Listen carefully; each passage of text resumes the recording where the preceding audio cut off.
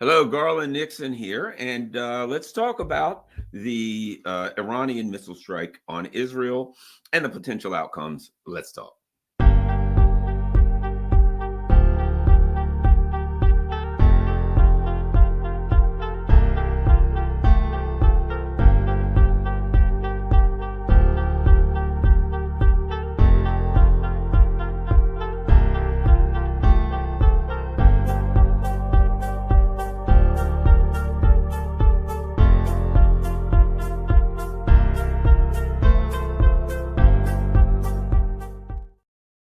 Hello, Garland here, and hold on a minute.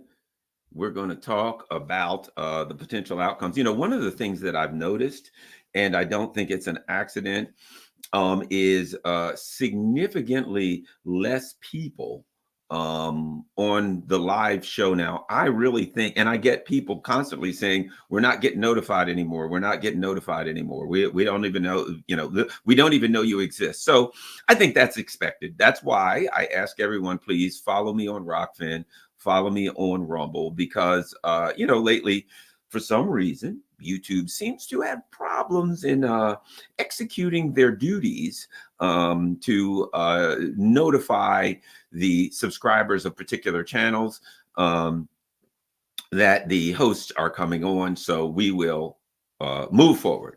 We will endeavor to persevere, right? Okay, so let's go. Where are we and what happened? Let's look at what happened. The Israelis have been, on a rampage in the Middle East. And the latest of many things that they have done that could be quite upsetting to the resistance forces would be they went to Iran and they killed a guest of the Iranians, which last name's I always pronounce it Haniyeh. They attacked the leadership of Hezbollah, which is both a political and a military group. They, of course, the ongoing slaughter of Palestinians in Gaza and West Bank, etc.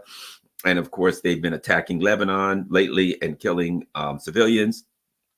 So the Iranians finally said, "Okay, we've basically, as my mother would say, I've talked to you and talked to you and talked to you until I'm blue in the face, and I'm done talking to you." I don't know why I was always blue in the face. My mother was actually a very red-colored woman, but for some reason, when she finished talking to me, she was always blue in the face. But at any rate, so they felt the need to take military action. Here's something that's interesting. I talked to a friend of mine and I said, "Yeah," and they were saying, "Yeah, did you hear what happened?" I'm like, "What?" I was watching the news, and as soon as I heard I was watching the news, I thought, "Okay, this is going to go bad," right? And apparently the Iranians tried to fire some missiles at Israel, but the Israelis blocked it. I'm like, "Is that what you heard?" "Yes." And I'm like, "Well, you might want to look at these videos." And I showed some videos online, missiles crashing out of the sky, blowing up all over the hell, people diving for, rolling, diving for their lives, hiding, screaming, yelling, cheering in some areas, right? So it seemed pretty apparent that there was, in fact, a missile strike in Israel. Afterwards, my first thought was, well, the immediate inclination of the U.S. empire is to say nothing happened, nothing to see here, move along. No, nobody, the missiles didn't even strike, nobody got hurt, right? That was their immediate inclination, is just to simply say it didn't happen. And which is like, gaslighting. That's what narcissists do. That's what sociopaths do. They gaslight people. They hit you in the head. Wham! And you say, "Hey, you hit me in the head." And they say, "I didn't hit you. I don't know what you're talking about," right? Gaslighting, denial, never happened, right? So I took that into account. Like, okay, so their first immediate move was to gaslight, right? Here's something that's interesting. I read an article this morning, just some of the responses that said the Israelis say that Iran has crossed all red lines. And I thought, okay, let's see. According to the Lancet, you've killed probably over 200,000 people. They said about 3 months ago, 186,000 people had been killed, civilians in the Gaza. You have bombed Iran. The Israelis have bombed Yemen. The Israelis have bombed Syria. The Israelis have bombed Lebanon. They have bombed occupied Palestine. They have used communications devices in what has been interpreted by many as a pager, as a terrorist attack. Yet the Iranians are the one that have crossed all red lines, right? What is that about? Let me first start by addressing that, because I think this is an important part of the conversation. Um, and the term is impunity, right? The belief by the Israelis is in the rules-based international order, as is often discussed by Blinken, right? Somebody said the bully cries foul. Exactly. What does that mean? It's quite simple. That means again, I would advise someone to read up on narcissism, what the narcissist does. This is pure narcissism, the rules-based international order. If you study narcissism, I read a lot of love. I really thought psychology was interesting, and the way the brain works. So I read a lot of books on that stuff and narcissism and all that kind of stuff. And what you find is this, that a person who is in a relationship with a narcissist quickly finds this: the rules for thee and not for me, right? I can do whatever I want. I can yell at you, you jerk. And the next day, if you yell at me, hey, why'd you call me a jerk? Oh, you yelled at me. That's unacceptable. Oh my God, I can't believe you acted like that. And you're sitting there like, he just yelled at me 5 minutes ago. Their perspective is one of superiority. The rules don't apply to me. That's the way a narcissist sees. I can do whatever I want to you. I am superior to you. The rules don't apply to me. I am a god. I am a king, and you're a subject, right? And I can do whatever I want. So Israel's perspective is, and as Tony Blinken always says, the rules-based international order, the empire, the imperialist, whatever you want, the narcissist, whatever term you want to use, it always comes back to the same thing. And people have many of us have dealt with people like that in our lives. Could be a friend, a family member, a job, a significant other, whatever. But many of us have seen that dynamic. Most people have dealt with someone where someone feels like they can do whatever they want. They can act with impunity. And if you respond, if you even say, hey, I don't think you should have done that, they act with outrage. You have no right. You have no justification to speak against the Holy One, which of course is me in the instance of a narcissist, right? Now, Israel, as I always say, there are people that don't want to accept it. I don't care if you accept it or not. This is my perspective. So Israel is not a country. Israel is an extension of the U.S. empire. It is critical to the U.S. empire to control the oil, the flow of oil, to be able to stop or start the flow of oil, to be able to have great control over the Middle East where all that oil is. That's the U.S. empire. It's critical. And one of the methods, in fact, the principal method that it uses for that is having a military and an intelligence presence in the Middle East in the form of Fort Israel. It is a U.S.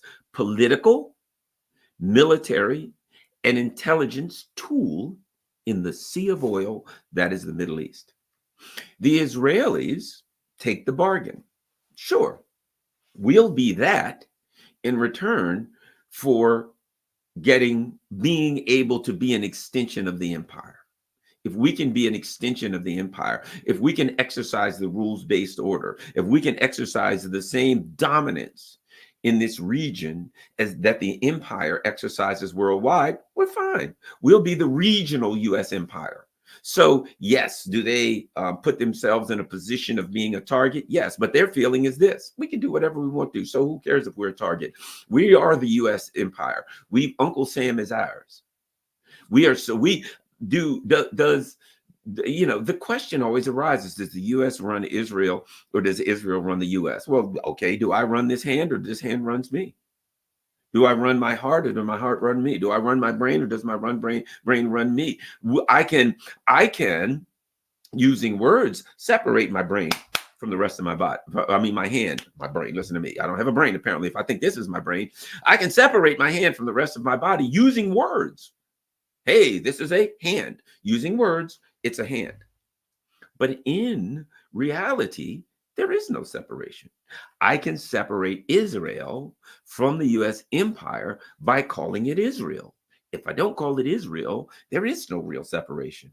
Is Israel using right now? They got no economy, do they? They have no economy, but they're still surviving. Why? Because they're living off U.S. money. In the same way that the blood flows out of the rest of my body and keeps this hand going. This hand can't go without the blood. If I'll put it like this. If you put a rope around here, a tourniquet, and cut this off, it stops the blood and this hand dies because this hand can't survive without getting the blood, without getting all of the things that it needs, the nutrients that it needs, without getting the chemicals that my brain release and say, well, my one nerve has told me I've got a cut in this hand. The brain then sees that and says, oh, I better send this and that to that cut to repair it. I better make a scar, I better make a scab there and coagulate the blood, blah, blah, blah, blah, blah. This brain and the rest of my body keeps this hand going, but the hand can't go. You cut this hand off, it dies immediately. It can't make it, right? Perfect example, one of the problems that the Israelis having economically, what is that? The Houthis are applying a tourniquet in the Red Sea. Hey, you're gonna have trouble. They have restricted the flow of blood to this hand, so the hand's starting to get sick and die. Right? They've restricted the flow of goods to Israel, so Israel start economically sick. We got to find another way to get blood to them, to get money, to get food, etc. Right? So that's my point being that the only way you can separate Israel from the United States is using words, because in the real world, there is no separation whatsoever. Israel knows it. The U.S. empire knows it. The only people that don't know it are the people that get involved in this discussion. They're going to use words to divide the people that say, well, that's the leg of a cat, the ear of a cat, the tail of a cat, the nose of a cat, the fur of a cat. Not realizing that all they're talking about is a cat. But utilizing words, we can cut that cat up into we can never stop. That's the cat's ear, nose, and keep going. Well, there we go. There's the skin of the cat and the blah. But no, there's the tail of the cat, the paw of a cat, the leg of a cat. We can separate that cat into pieces for hours using words. But in the reality of in the realm of reality, the words separate the cat, but the cat's going to walk out the room because it's only one cat. And the same with Israel. We can argue forever over who's running who and who's what's what, blah, blah, blah. But in reality, Israel is the United States and the United States is Israel. And they know it if you don't, right? So here, part of the evidence is Israel, the U.S. is suffering, is going through hell, going through whatever, dealing with all kinds of issues because of Israel. Internal politics. The Democrats look like they may very well lose because of Israel. But I may very well go down and die trying to save this hand because I want my hand cut off. I'm going to fight like hell the rest of my body trying to save this hand. I don't lose my hand, and they don't understand that. And as an empire, it basically what the Democratic Party is doing. I hate to keep using metaphors and analogy, but let me do it. Let me do another one. Why? So why would the Democrats? My God, they're going to lose. They'll lose literally before they will turn on Israel or try to reign in Israel. Give you another. I love to use analogies, and so forgive me if it bugs you. It's just who I am. Watched Alien versus Predator, and the big alien, the major queen alien, right? She was all tied up, and she had metal shackles all over her, right? But the little aliens, her little minions, you might say, were running all over the place. Well, if you understand aliens, you understand that their blood is acid, and if you cut them open, their acid will burn through anything, right? So what did the queen alien do with all the little aliens? All this metal's around her, right? A bunch of the little aliens lined up on the metal, and the other aliens killed them, poked holes all in them, and the alien acid blood drained onto the metal shackles that were holding her, burned that away with acid, and she was freed. So what did these little minion aliens do? They sacrificed themselves for the queen alien, right? Because she was the big cause, right? So Democrats are minion aliens, and they understand it. The Democrats are simply saying, look, Israel is that's the big queen of the empire. That is the jewel of the empire. They see that as the fact. Why is it that Israel that they love is it because Jewish people? I don't know if you've checked the history of the West, but the history of the West has never been friendly to Jewish people. The history of the West is a centuries long, maybe thousands of millennia long cacophony of anti-Semitism. Now, that happened in I mean, look at the history of the European culture. It's been killing and murdering and slaughtering Jews. In fact, you can argue that Israel is the banishment of Jewish people from Europe to another part of the world. Get out of here. That's the way they work. Get out of here, Jewish people. You'll be a lot safer if you're way over there away from us, right? So it's ain't about the people being Jewish. It's about there's where the oil is, and it's important. If we're going to remain an empire and a world hegemon, it is critical, first and foremost, that oil, we maintain control of it. That's what it's about. Now, you can argue then that as a result of that, a lot of very powerful Zionists, both Jewish and non-Jewish, probably mostly Jewish, but billionaire Zionists, then got extraordinary influence in U.S. politics. And there you go. That's a whole nother discussion. But the foundation of the support of Israel is U.S. empire, U.S. imperialism, maintaining a chokehold on that oil. Okay, let us continue. So the Democrats then look at this and say, look, we're minions. If you come to us and you say, we got to keep Israel, we got to keep the queen, we got to keep the jewel. Little minion, yeah, sacrifice yourself. The Democrats are like, yeah, they understand the rules. Sure, you're going to have to lose. But you're going to have to lose to keep Israel as part of the empire. No problem. Let's not forget. Nancy Pelosi gave away the store, man. Nancy Pelosi said what? They said, Nancy Pelosi said, even if the Capitol crumbles and all falls apart around us, we'll support Israel. Why? Why is that? Because she understood that in order for the U.S. to be the world hegemon, which it's not really anymore, but to try to hold on to hegemony, there's no way to do that without maintaining that powerful presence in the Middle East. Do they have other bases in the Middle East? Sure. They got other bases. Nothing like Israel.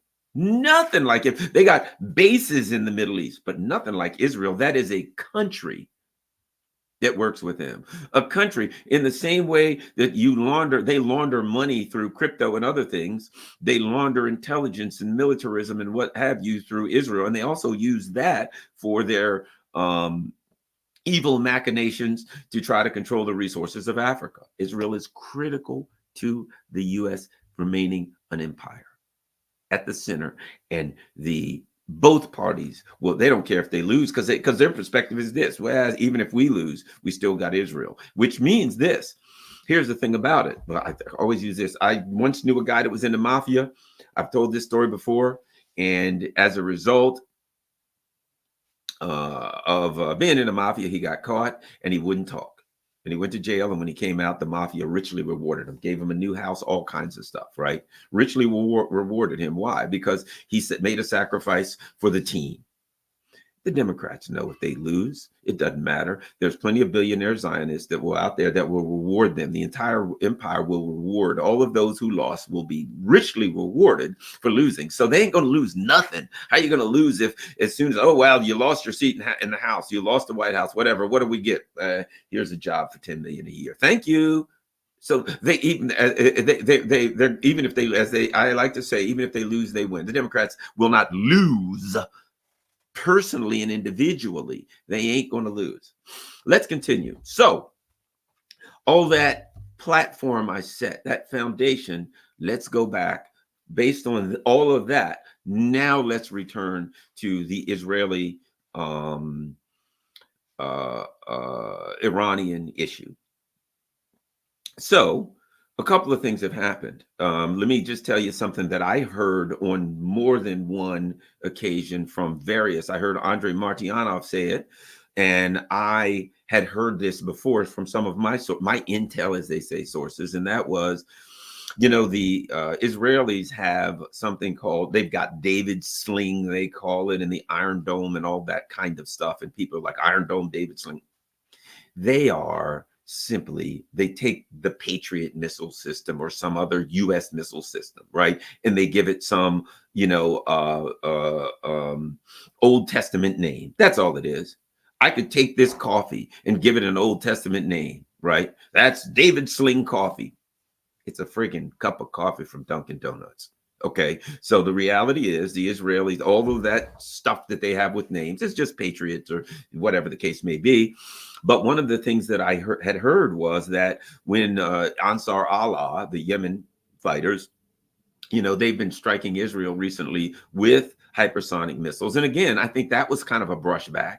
They were sending missiles in using hypersonic missiles. And I think it was a way that the Iranians and the resistance was able to demonstrate to the Israelis, look, man, we can just give the Houthis here can fire a couple of missiles, one, and get through. You can't even stop one. How do you think you're going to stop the rest? Come on, chill out. Right? It was a message to them. But my understanding is that they struck, I don't know if it was David Sling or if it was the Iron Dome elements of that, but the bottom line was that one of the missiles that was fired by the Yemenis had struck the Israeli air defense system that they took out, like a David Sling or, you know, one of these Patriot systems. They took out, sending in one missile. One missile got through U.S. the phalanx of U.S. and NATO ships and everything, all trying to stop missiles, all lined up to protect Israel. One missile got through. Not only did it get through, it was aimed at part of the Israeli air defense system, and it hit it. Right. So the message was clear. Come on, if Yemen can throw a missile in and hit whatever they want, come on, you're very vulnerable. Let's not fool ourselves. Okay, but I do think to some extent the U.S. empire and the Israelis felt that, well, yes, we are quite vulnerable, but they won't do it. Don't you know who I am? I mean, haven't you heard of like stars and athletes when somebody tries to hold them to accountable and says, sorry, sir, you can't come in here. I'm sorry, this area is closed. Don't you know who I am? I'm the star of such and such movies. I play for, you know, whatever, the Boston Bruins, whatever the case may be, right? That don't you know who I am? Again, that narcissism. And it was, yeah, sure, they got a missile in here and there, but the Iranians wouldn't dare strike the U.S. empire. Don't they know who we are? I think you have to understand the culture of Iran. You have to understand Shia Islam to understand where they're coming from, right? It is they believe that the way they're acting is part of their religious duty. So what happened was, after all of the things that were happened, that the Iranians and the resistance forces believed to be unacceptable transgressions, crossing of red lines, the Iranians said, okay, you've gone too far. Now, last April, the Iranians, using some of their older drones and older missiles and one or two of the new ones, overwhelmed the Israeli and the U.S. and NATO air defense systems and, you know, struck Israel with a brushback hit. They hit them with several missiles, and they let them know, look, we got your number. If we want to hit you, we can. And look, that's our old stuff that we took out of the closet. We looked and found some old drones and missiles around and just threw them at you, and you couldn't stop them. You don't want the newer stuff. You don't want that. And we don't want to do it. So don't push us too far. Well, of course, it's Israel. It's the U.S. empire. So they do all of this stuff. And ultimately, the Iranians finally say, okay, well, we told you that you were going to go too far. If you went too far, we'd hit. And so they fired what appears to be, I've heard numbers from 100 to 500. I'm going to go with 200. And the reason is because I've seen that more than once in the Russian media. And I know that the Russians and the Iranians have a very close relationship. I do know that apparently in the middle of the night before this incident occurred, that the Russian leader, President Putin, apparently rushed to the Kremlin in the middle of the night and had some kind of a meeting. And I suspect that, and I also read that the Iranians did notify the Russians. So I imagine there was a call made, hey, we're going to punch the US empire in the mouth. And of course, the Russians then met to determine it, because you know how they are. If you know anything about the Russians, right? I always say they look both ways before crossing a one-way street, right? They're going to map it out. This is what may happen. Here's the possibilities. If it happened, we does this. What are our responses, etc. Right?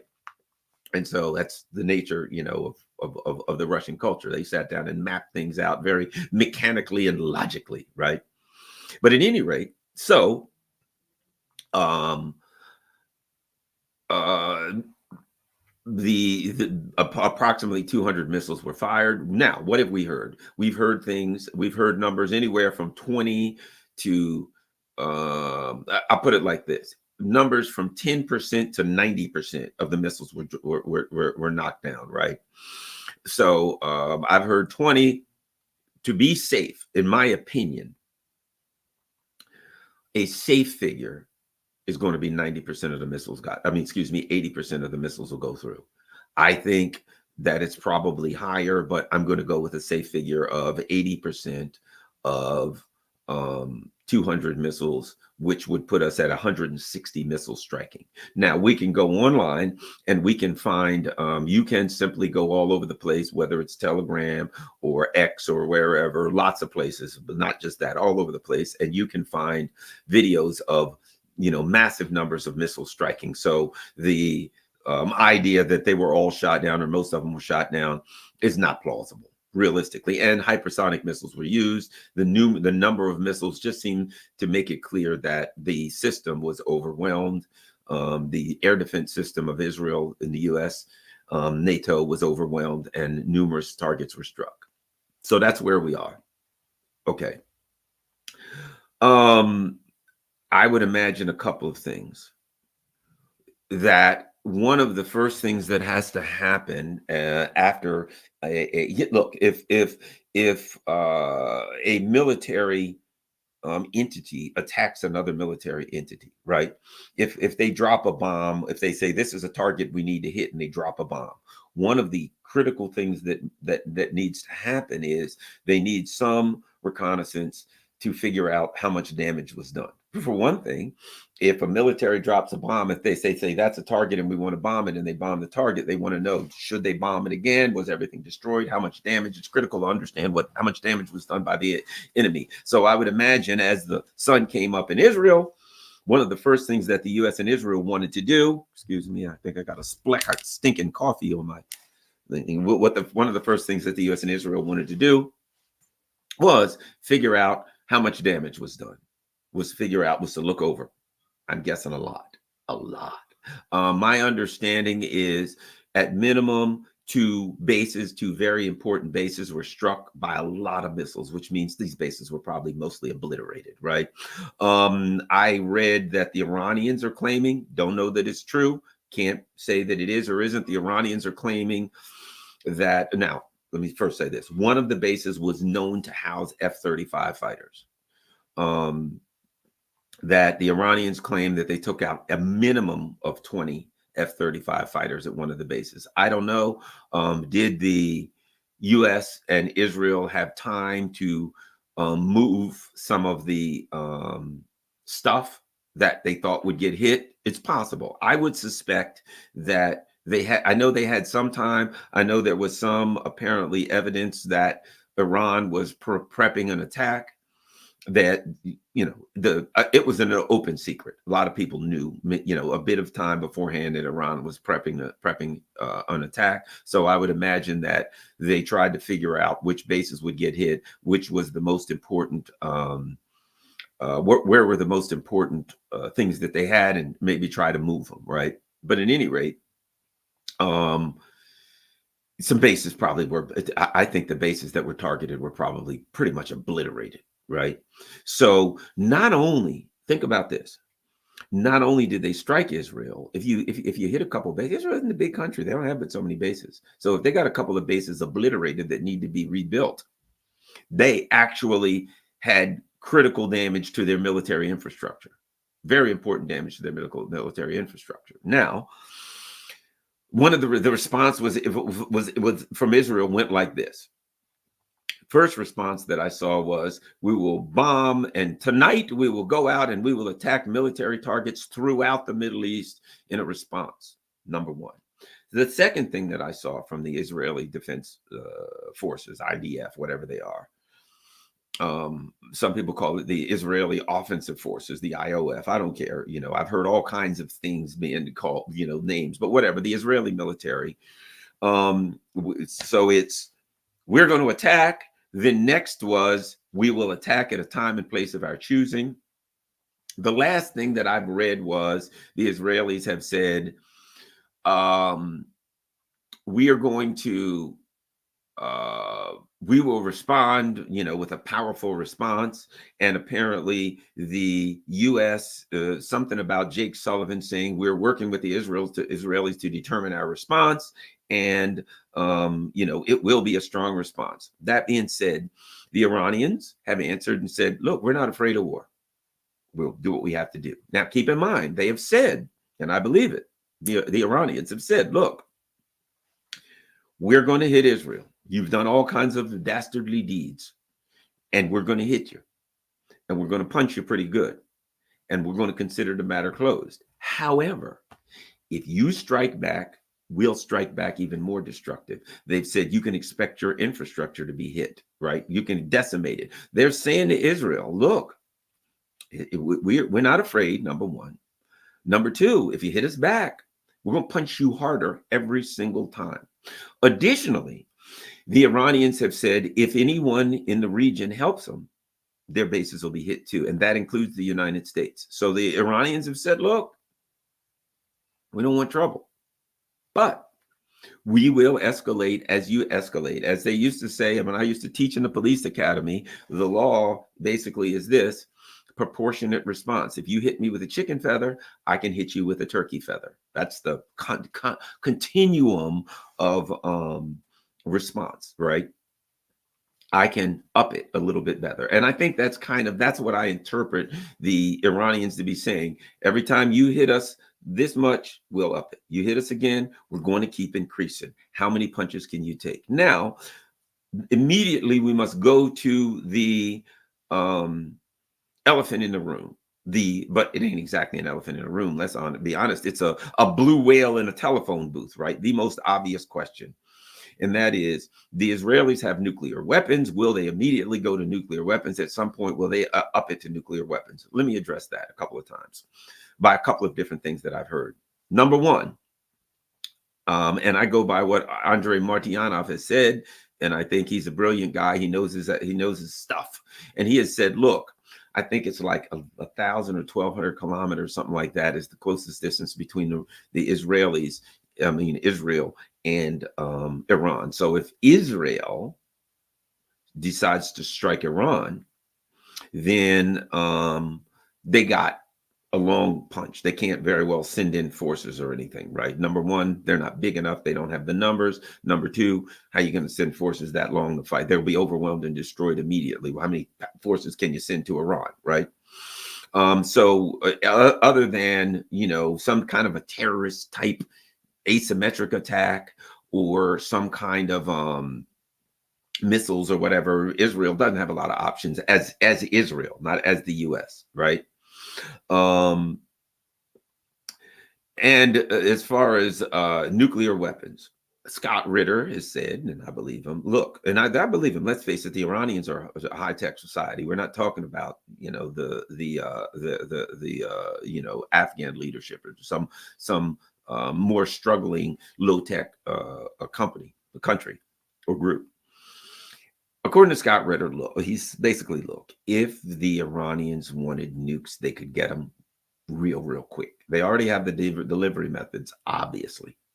It wouldn't take long, like days, if they don't already have them. I have heard rumors from Russians, that the Iranians have, quote, undeclared weapons that are very powerful. So in my opinion, the Iranians could have nuclear weapons, or if they don't have nuclear weapons now, they could have them in days, hours, weeks, a week, whatever the case may be. So Israel would be taking chances to use nuclear weapons. Number two, that could, nuclear fallout could drop all, if they use nuclear weapons, could drop all over the Middle East, all over the oil fields, you name it, even come back to Israel, right? So what they may be doing is wiping out all the oil fields themselves, and with it, the entire Western economy, to absolute economic suicide. And let's face it, if the United States economy, as I said with my hand, if you put a tourniquet around my hand, around my wrist, my hand dies because I can't get blood, right? But if you shoot me in the head, my hand also dies. So if the Israelis were to do something that would wipe out the Western economy, they get no money from the U.S. The Western economy being the U.S., they get no more support from the U.S. Guess what happens? Israel dies. So to some extent, they would be risking suicide. They'd be playing Russian roulette to do that. Will they do that? Will the U.S. let them do it? That's the question. Number one, there's a number of instances where that, in fact, here is the case, that dynamic remains. And so to go forward with that, additionally, Alistair Crook, another guy who I respect a lot, has said that, look, the Iranians have in the mountains, in bunkers that are way beneath the rocks and spread there all over the place, they have bases with hundreds and hundreds of thousands of missiles, and that their game plan would be, if it got taken to the level of a nuclear attack by Israel, that the people in those bunkers would be told, fire all your missiles on Israel until they stop hundreds of thousands of them, turn Israel into a parking lot, right? Now, and let me add this, they got a nuclear power plant in Israel. Don't you think that'd be, if they struck with a nuclear weapon, don't you think that's the first thing that would be targeted, in my opinion, in numerous ways? For Israel to use nuclear weapons would be the end of Israel, and quite likely that's it for the U.S. empire. That, it would be suicide for the U.S. empire. So will they do it? It is possible, but I don't think it's very likely that they would do it. Now, additionally, notwithstanding the discussion of nuclear weapons being a critical part of the discussion, the other part of the discussion, which is certainly inextricably linked, is the issue of oil coming out of the region, period. Right? So in the event that the U.S.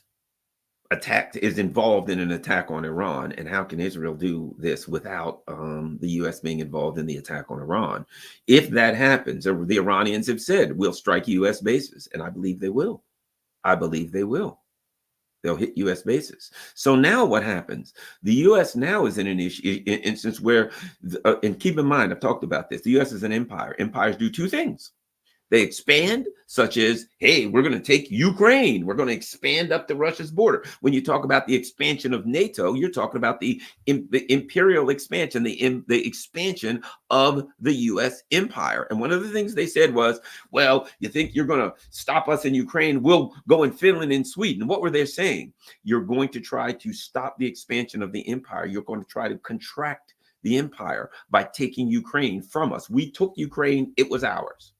We overthrew the government. We started building bases. We expanded up to your border in Ukraine. Russia said, no, you ain't. We're kicking you out, which means the empire now contracts. So the empire said, no, we can't contract. We'll take Finland and Sweden then. So if we're going to get smaller over here, we got to get bigger over there. They looked at it and they know they can't hold Ukraine from Russia if Russia really wants it. So they said, my God, we'll be contracting. We can't do that. We got to expand. All right, we'll take Finland and Sweden. And now that's a fair trade-off. We haven't contracted. We've actually expanded. And what did Stoltenberg say? Yes, you thought you were going to get less NATO when you got more NATO. In other words, this simp for his masters in DC said, you thought the empire was going to contract?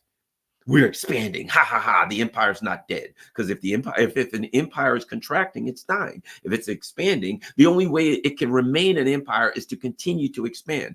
Part of being an empire is expanding, taking more and more and more and more and more. If you ain't expanding, if you're staying the same, you're not an empire. If you're staying the same while other world powers grow, You see, Russia's growing, China's growing, Iran's growing, all these other countries are growing. If you stay the same while they grow, you lose. You got to continue to expand as these other powers grow so you can try to knock them down. So we go on. If the U.S. puts themselves in a position where Iran starts smacking into U.S. bases, now the U.S. is, again, losing bases, it's contracting. So they don't want to do that. So there's probably some fear of losing bases. There's probably also a fear that if this breaks out, the flow of oil out of the Middle East will be restricted, right? But keep in mind something. The U.S. doesn't mind if it's restricted as long as they're in charge of it. One part of, believe you me, part of the U.S.'s plan to destroy and take out China, and with it the entire world economy. That's a whole nother video. The U.S. does, if they destroy China, will they destroy the world economy? Yes, they will. Is that what they want to do? Yes, it's what they want to do. Why? They're $35 trillion in debt and they can never pay that debt. What is their options? Well, we can never pay this debt and we're going to go broke. What can we do? We can wipe out the world economy and do a reset and start all over again. That's our only option. That is, in fact, their plan. So let's continue. So now they're in a spot. They're in a tight spot because they got decisions to make. They're at that edge. If we push Iran too far, then Iran starts hitting our bases, and then what? Then the U.S. has to come into it themselves, right? Their bases are hit. It's no longer Israel. Now, the U.S. is already in it, but just like Ukraine, they have to maintain what they consider plausible deniability, right? As I always say, you watch a movie, at the beginning of the movie, you see a hand, and you see a black fingers, a glove being put on that hand. You know that a crime is going to be committed. You know you're looking at the criminal, and you know that criminal is putting that glove on, so he won't leave his fingerprints at the crime scene. Plausible deniability. I wasn't there. What? My fingerprints aren't at that crime scene. My DNA, nothing's there. I wasn't there. All the evidence in the world points to you being there, but they can't put you at the crime scene, so you walk. They can't charge you, right? Well, in Ukraine, plausible deniability. They're on that edge, right? It's not us. It's not us. It's not us. It's Russia. We're protecting a democratic, dear, sweet, poor little innocent Ukraine, right? Not us. It's a proxy war. But now they're on that edge in both proxy wars because now Ukraine's crapping out. Ukraine wants to basically Ukraine, and this is all part of the same discussion. Ukraine wants the U.S. to have its personnel and England to use its personnel to fire weapons deep into Russia. That wouldn't be Ukraine, it would be Russia. So what Russia is saying is the plausibility part of your plausible deniability, we'll play along with that. We'll play along with that because it works for all of us. Okay, it ain't you. It's the Ukrainians. You're giving the Ukrainian stuff and they're firing it at us. We know it's you, you know it's you, but for the purposes, it's easier for everybody if we just pretend that your deniability is plausible. What the Russians have said is, look, if these missiles are fired at us, if you fire this weapon at us, we know, the world knows that Ukraine can't fire those missiles, that you can fire the missiles. The plausible part of your plausible deniability is gone. And it's clear now that you are at war with us, that you have decided, and they knew it would always come to this. And this is all part of the discussion. I'm not getting away from the Iranian discussion. What Russia is saying is, you have decided that it's getting to the point that Ukraine is losing and you're going to step in. That you've said that we always told you, look, if you come in, it's on. As long as you work to maintain some level of plausible deniability, we'll play along with you. As long as that happens, you come in here and step in, and you go over that Rubicon, over that red line, where now you're not even playing plausible deniability in it. You're saying, okay, we're going to come in and we'll fire the missiles at you. Russia's saying, if that's the case, then it's on. If you aren't even trying to pretend anymore, you're gonna get punched in the mouth hard. The game's going to get changed. Is the deniability plausible or implausible? It's up to you.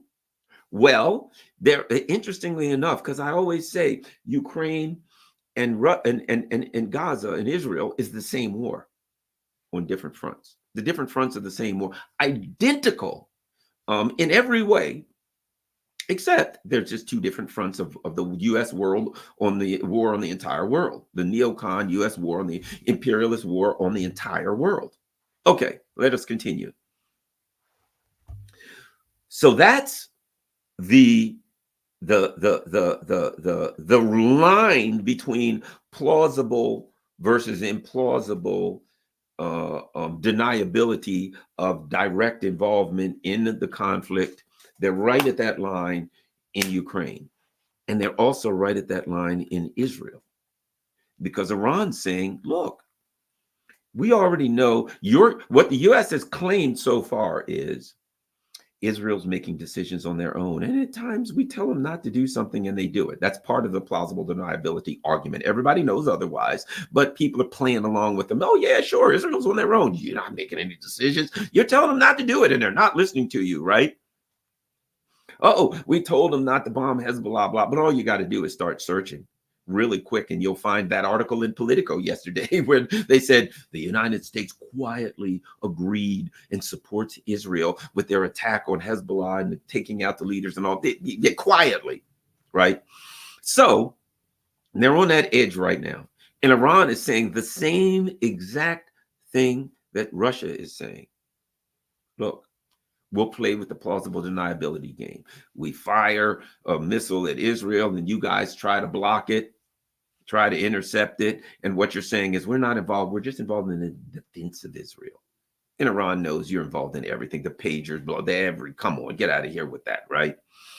But we'll play along with you as long as there is some plausibility to it, as long as there's enough that we can pretend that it ain't really you. But Iran's now saying the same thing. This is where this inevitably led to the edge, that edge between plausible versus implausible deniability that both sides would play along with. So now the big part of it is Israel, look, they got the crap smacked out of them. And you know what? They can't keep taking those kind of punches, because if Iranian says you just lost 2 bases, we turn them into crap. Next time you're going to lose 2. Next time maybe you'll lose 3 bases. How many bases does Israel have before they run out of bases? How many air bases do they have? How many ports do they have before they run out? They ain't going to take a whole lot of punches before they become unable to function as a competent military. Right?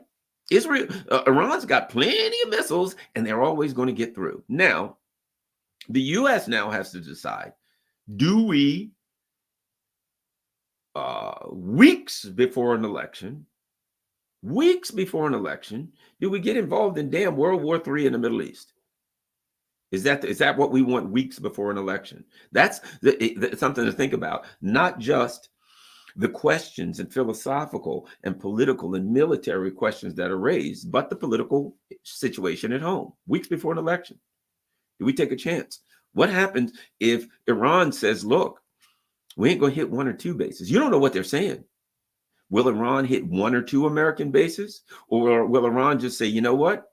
We ain't playing around with you. If you hit us, all your bases are gone. Every last one of them. Iran, they may say, look, we have to cripple you. We know if we hit you, look, I know if I punch you, it'll just make you mad and you'll beat me up. So I got to cripple you so that even if you want to beat me up, I'm going to make it hard to do. If I were Iran, I'd say, look, every base within my reach, within my region, I'm turning it into rubble. Every last one of them. And there's nothing you can do to stop me. If you attack me, the U.S., yes, can you attack me again? Yes, you can, but it ain't going to be easy. Number one.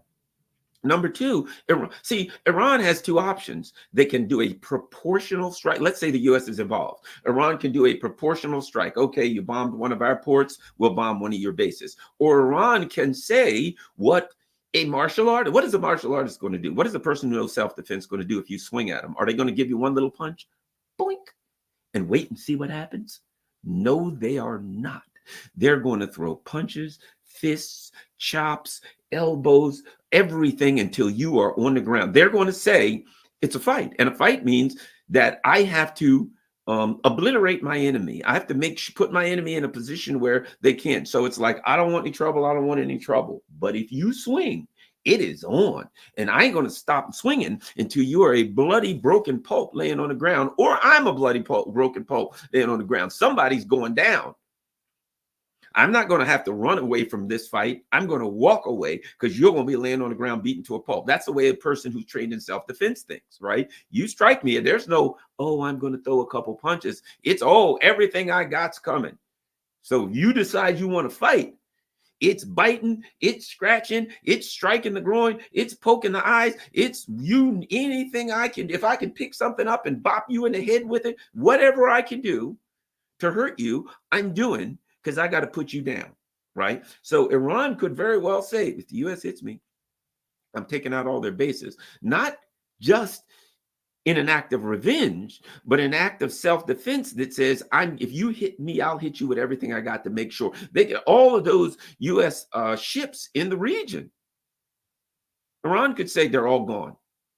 All your bases are gone, all your ships are gone, everything. If you hit me, you're going to take the nastiest punch you ever took. I'm going to annihilate all of your resources with everything I got in the region. So before you think about punching me again, you have to make a real strong consideration of what you're going to punch me with. You hit first. I warned you. So Iran has options, and the U.S. has to think about that. Iran has also said, what?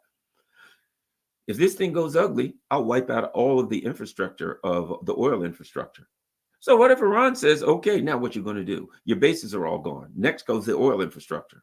And that's it for your economies. I will destroy the Western economy. So Iran has nuclear options without nuclear weapons. And who's to say they don't have them? And even if they don't, they could. And even if they don't, what happens if Israel strikes them with a nuclear weapon or something? And Russia says, and Iran says, oh, interesting. You have a nuclear power plant, don't you? We're going to put 50 missiles in that and vaporize that nuclear power plant right in the middle of Israel. We're going to turn it into Chernobyl. How's that going to work, Israel? How's a small country like Israel going to continue to survive when a significant portion of that country is uninhabitable? So we don't have to nuke you. We can make you nuke yourselves. So they're really taking some serious chances. Now, let me add this in case you didn't know. The Russians have bases. They have in Syria, the Russians have an air base. The Russians have a Navy base in Syria. So the other issue is, could the Russian bases be in peril? That would cause the Russians to react. The Chinese have a base on the Red Sea, Djibouti. Always screw that up. I don't know how DJ is pronounced. Djibouti, whatever. Yo booty, I don't know how it's pronounced, but whatever. All jokes aside, so that could be put in peril. The Russians and the Chinese both could look at Iran, the axis of resistance, as an ally and say, we're going to defend our ally. There are other considerations. The U.S. is pissing everybody off.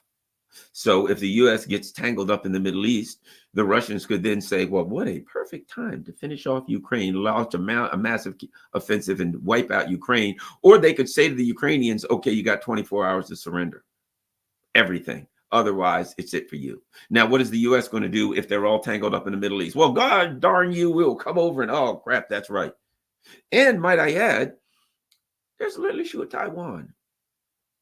So the Chinese could simply say to Taiwan, what happens if the Russians say to Ukraine, you got 24 hours to surrender or it's curtains for your ass?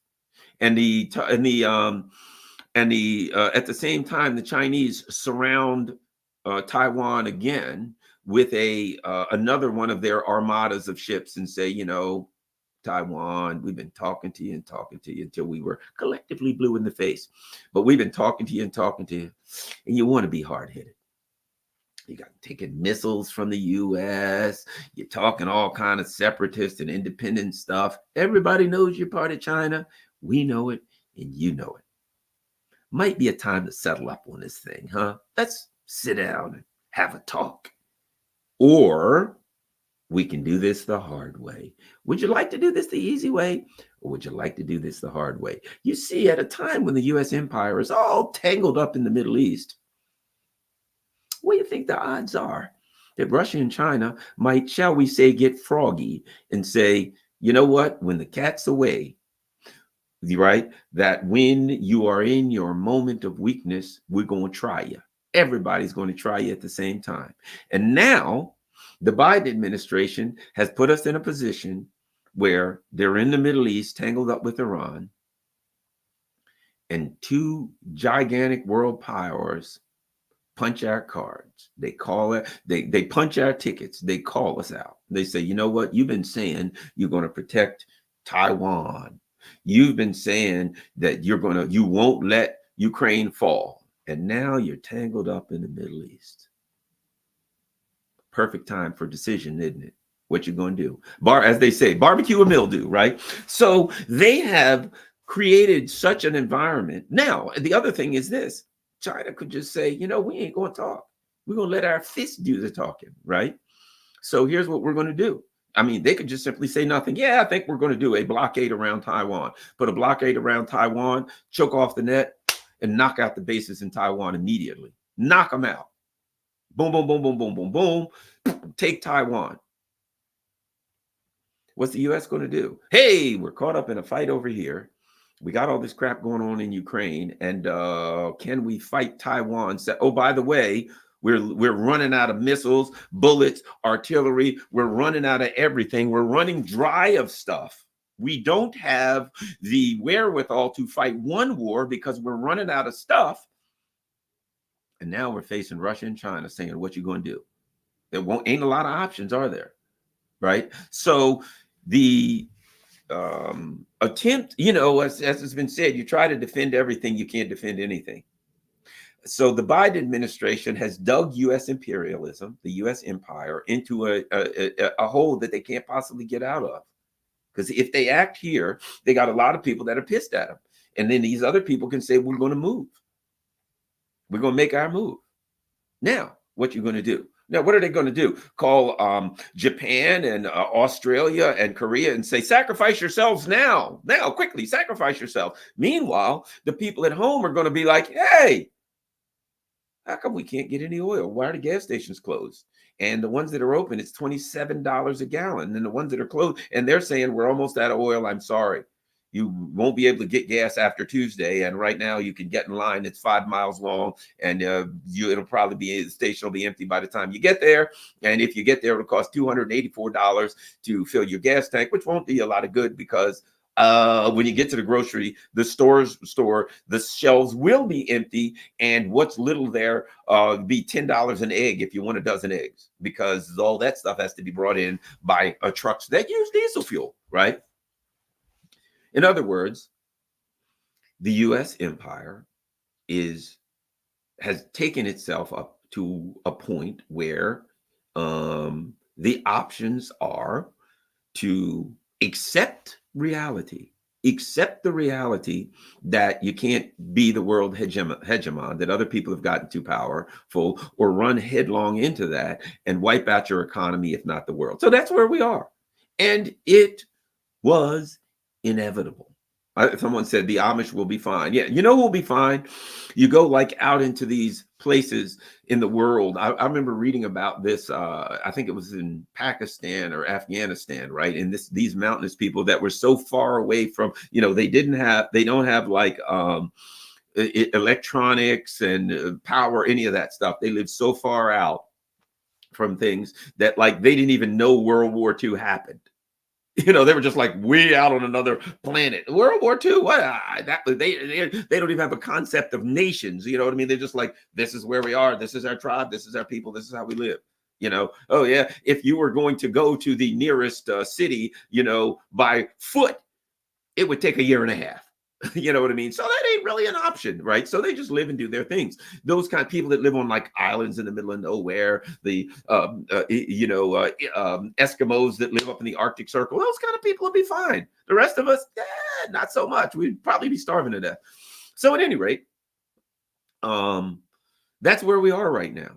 We're waiting for the U.S. empire to make a decision to decide what they're going to do. Certainly, they can accept it and say we ain't going to push back, and they can do a token reaction. And I think that's what the Iranians may expect, some kind of a token reaction, some kind of something that appears like a punchback that isn't really a punchback, like they did last time when they like fired some drones or something into Iran. If you remember in April when Iran smacked them the first time, they fired some drones or something into Iran. And then they said, we hit Iran with massive retaliation. And Iran was like, that looks like a DJI drone. It looks like a little 4 quadcopter drone coming in. They like literally like threw a rock, bam, knocked it down with a rock. They didn't even, and 3 or 4 drones came in and fell. And then the U.S. and Israel said, we slammed them. Ooh, we gave them sons of bitches. What for this time?